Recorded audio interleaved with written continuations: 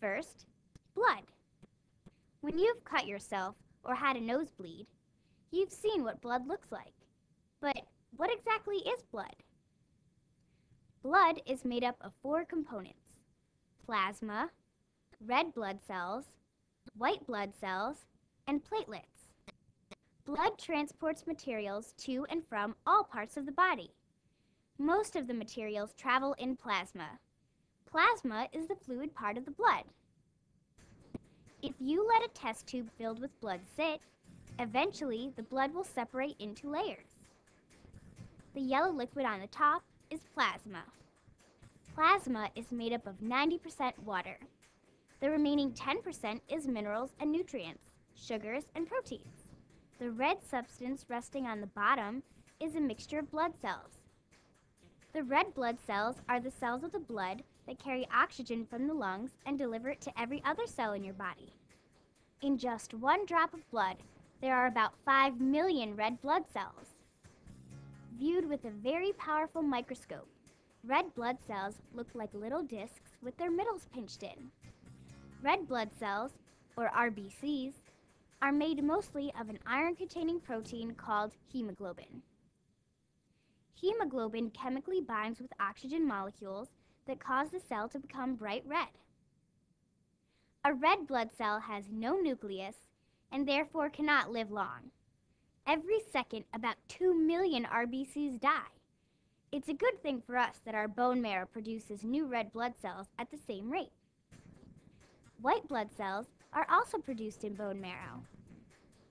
If you were to look at a white blood cell under a microscope, it would look something like this.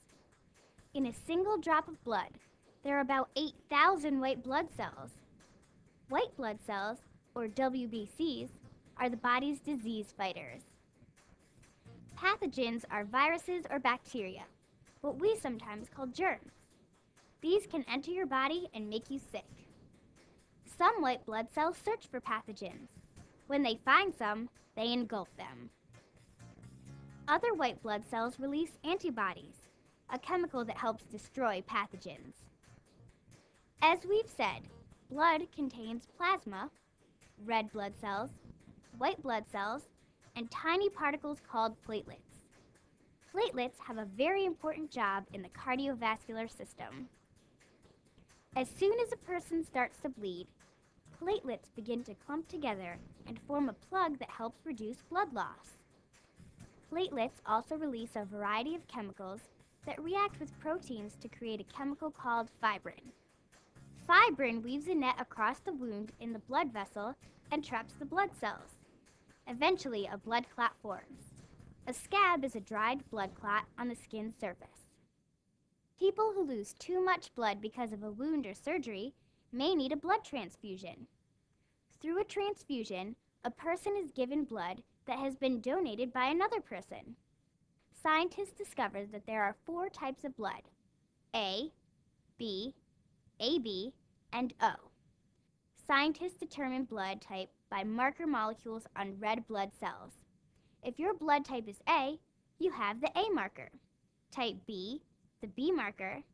Type AB, you have both A and B markers. And people with type O, well, their blood has neither A nor B markers.